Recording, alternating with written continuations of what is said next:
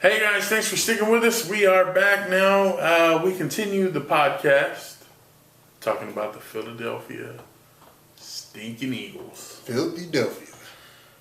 We're going to talk about a couple of bullet points that we have here. First thing I want to talk to you about, man.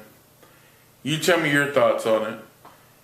Doug Pederson comes out the week before the game and says, you know what, we're going to go down to Dallas. We're going to win that game. We're coming back home.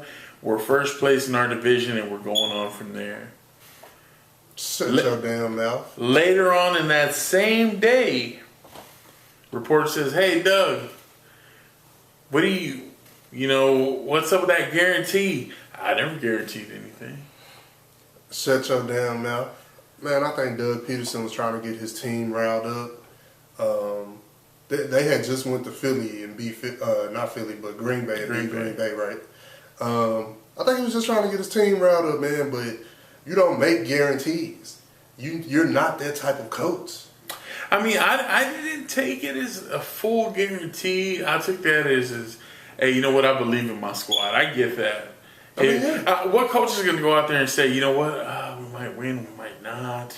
I mean, Jason Garrett definitely would have. Philadelphia is they're a good team. It's a good football they're a good team. And we have a tremendous amount of respect. It's a process. But, football. I mean, I didn't have a problem with his comments, but when you see the status of your team and you can see that your defense is terrible, your offense damn near is horrendous with the wide receivers, and everybody's making it seem like Deshaun Jackson is just this. He's the cure-all. Like he's the cure-all. He had no prior. He had one good game. He had a great game against Washington. He had one game. Like he's played one game. You know what I'm saying? So everybody's acting like or Deshaun Jackson is the savior. Yeah, this is Philly's thing, and it confuses me.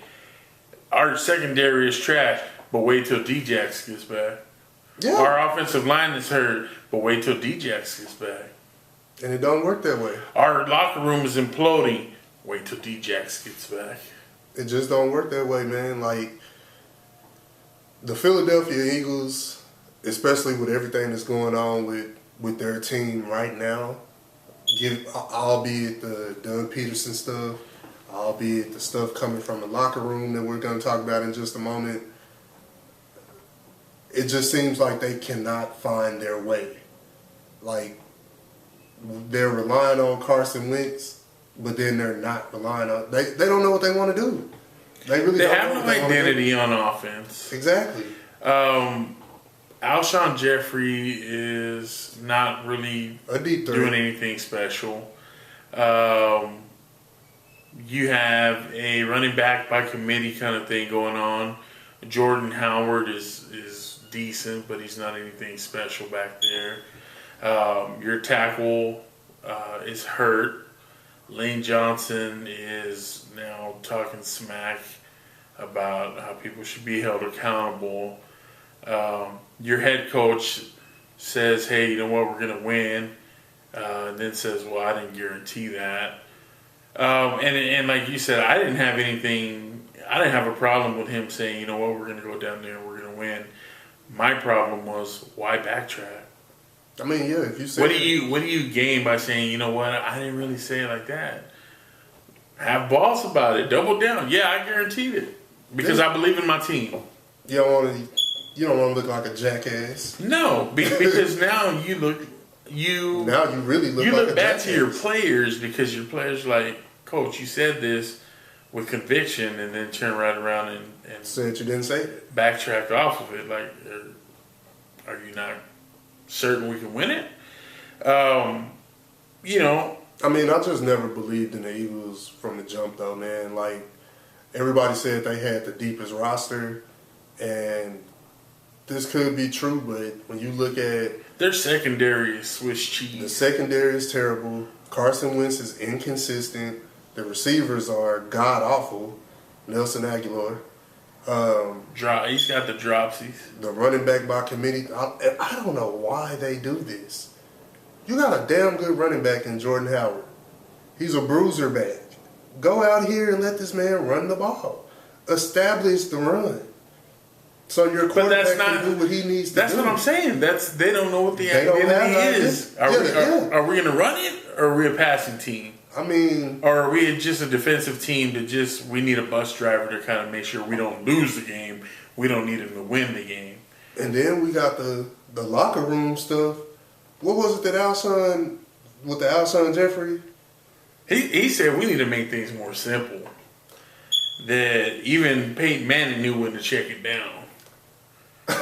You're taking shots. Well, allegedly, Alshon was making these comments, and they were kind of directed and this and that. And it's getting to a point now where you're starting to see the implosion, and I don't get it because they started off 0-3, or No, they didn't start off 0-3. They beat Washington. I think they started off 2-1. I think they was 2-1. Because we were up in the division. Yeah, we were 3-0. And then next thing you know, it's like, hey, now we're tied. Yeah. And you're still in a good spot. You're still competing for your division, and you pick now to start having all these problems. It doesn't make sense, especially when you beat the Jets, you beat Washington, the Packers.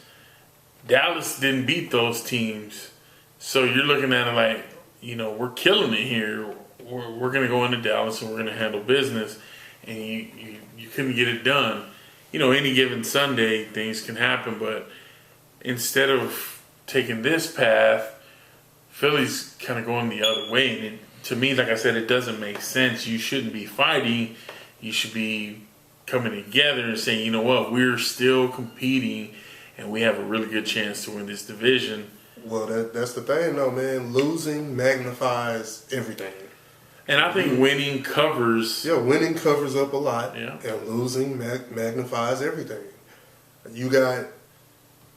We've heard these things about Wentz before, his leadership skills, him being a team... Is he a team player?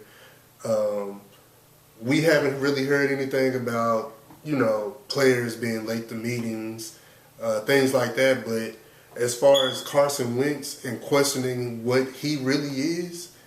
People look at Carson Wentz as being, he's immensely talented. That's fine. But I know some talented quarterbacks that cannot win. Carson Wentz is not a great leader at this point in his Baker career. Mayfield. Matt Ryan. I mean, look.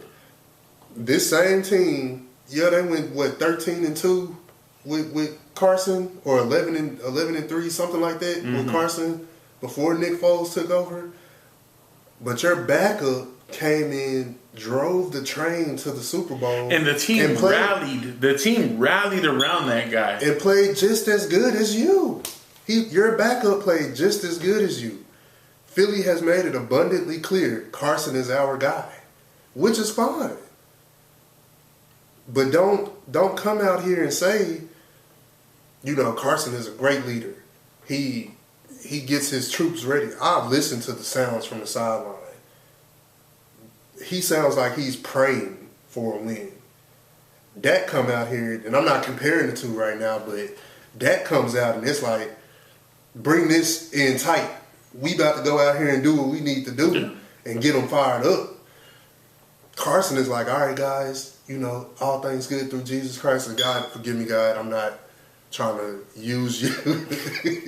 You're mocking the Lord. I'm not trying to mock you, but I'm just saying that when you need to fire your troops up, and it takes the head coach to go out and say, we're going to go down to Dallas, win that football game, I'm questioning your leadership skills. I'm questioning your intangibles, let me say that. I find...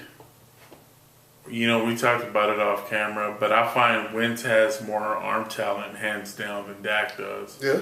But if you ask me who's going to lead your team in the battle, give me Dak. Taking Dak. Because Dak's going to rally his guys. And if you look at most of the games, Dak's not in a bad way, but Dak's in everybody's face. He's like, hey, man, keep it going. We're going to, we're taking this ball. We're going to go score. We're going to step on their throats. We're going to do what we got to do to win this game. And, you look at Wentz, he's on the sideline, and he's just kind of, laughing, and he's not, the intensity, I guess, is not there. And this is the thing that kills me. This absolutely kills me, man. When we lose a ball game and Tyron Smith doesn't play, Lyle Collins doesn't play, Amari Cooper's out, everybody, Dak needs everything to go right. Dak needs these pieces. He needs Zeke to go for 100. And he needs Coop to go for 100. He needs the defense to play well. He needs all his offensive line. Hell, I think almost every quarterback in the NFL needs their offensive line. So let me ask you, does Carson Wentz not need those things? Does he not need Deshaun Jackson? Do you think Carson Wentz is good enough to go out here and put on a performance to get his team in the playoffs for the rest of the season without Deshaun Jackson? He did it for a year. That was the year that he was playing at an MVP caliber level before he got hurt. But he did that with Alshon. I was never really. I wanted Alshon when he first left Chicago, but the more I see him now, I'm like, injuries. Is he really a number one? Injuries. And so he played well. He played at an MVP caliber level. Then he got hurt. He did it once. That's great. A lot of quarterbacks never do it. So you got a guy that did it. But I'm not seeing Carson Wentz. He's polarizing. That's the scary part, is you don't want in your leader a guy that does this with some players and this with some players. Right. You want a guy that's doing this with the team, and he's polarizing. You don't want that from your leader. The thing with me is, man, is I do think Carson Wentz is a talented quarterback. Absolutely. But he can run. I question his intangibles. Yeah. He's immensely talented. But his intangibles, rounding up his troops, I know you can't control your wide receivers dropping the ball, but think about where some of that stems from. It was reported that some of these guys don't even want to play for you or with you. They built a shrine to the backup quarterback. Exactly. This is what you look at. You look at Carson Wentz and you look at Dak, and you look at the physical side of it. Wentz is a big guy. Dak's a big guy. Wentz can run. Dak can run. I think Wentz actually runs better than Dak. He's a little bit faster. Arm talent, Wentz all day. But it's the it factor. Exactly. And that's what he doesn't have. Maybe he doesn't have it yet, and he'll get it, but he doesn't have it. I'm a strong believer. If you don't have it now, you're not going to get it. Probably never going to have it, right? And then you got some of your veteran guys. The Eagles organization as a whole, man, it's just everything's going down. Yeah, Lane Johnson comes out after the game and he says, really, it's going to be probably a call-out session. Everybody's going to be held accountable. Little stuff that slides during the week, being late to practice, late to meetings, late to this and that. Stuff will start to be held accountable for, and I think that will maybe creep into the games. And I've heard this a lot from the talking heads throughout the week, and it makes a lot of sense, was this just happening this week? Like Cowboys week, we decided we're going to start being late? We're not going to be accountable on probably the biggest week so far in our look, if you were late in week 7, you were late before week 7. Yeah. So don't come out now. Like, Lane Johnson is a talker. But that's the thing that I'm saying. Like, you got all of these distractions coming out. And then Malcolm Jenkins comes out and he's like, I don't know what the hell he's talking about. Yeah. But then you have a former Eagles player go on live TV and say Malcolm Jenkins was a problem. Yeah, Malcolm Jenkins plays selfishly.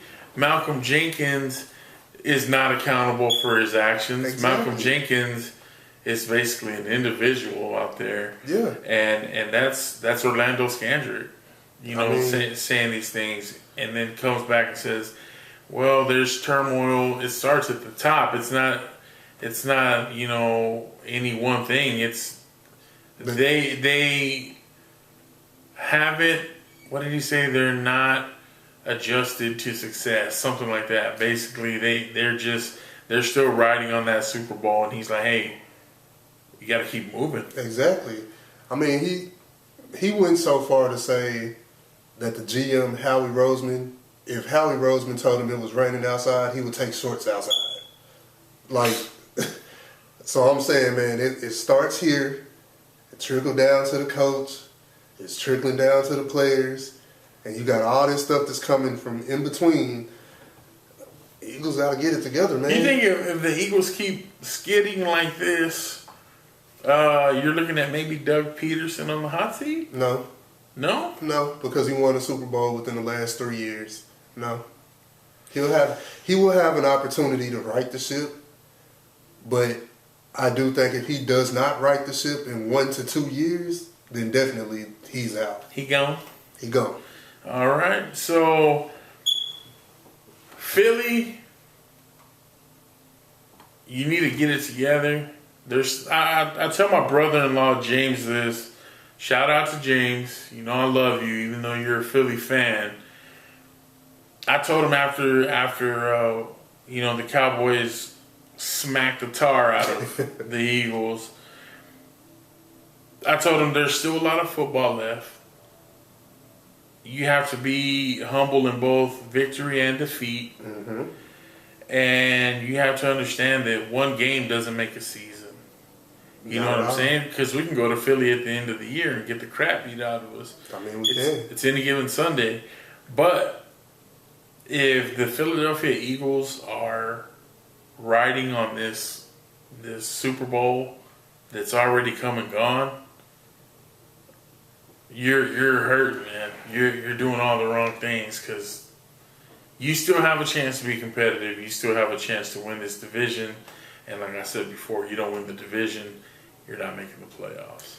Well, I think Philly needs to get their ish together. And fast. But as a Cowboys fan, just keep going downhill so we can take the division. I love it. I love to see the dissension because most of the time it's everybody talking about that's the Cowboys. Exactly. So to be sitting here and what Shannon would call the catbird seat and not have to worry about all the drama in Dallas, I'll take that. So I can't believe you wore that green sweater, but we'll talk about that. It wasn't for Philly. We'll talk about that later. Stick with us, guys. We'll be right back after this. Talk about the Cowboys.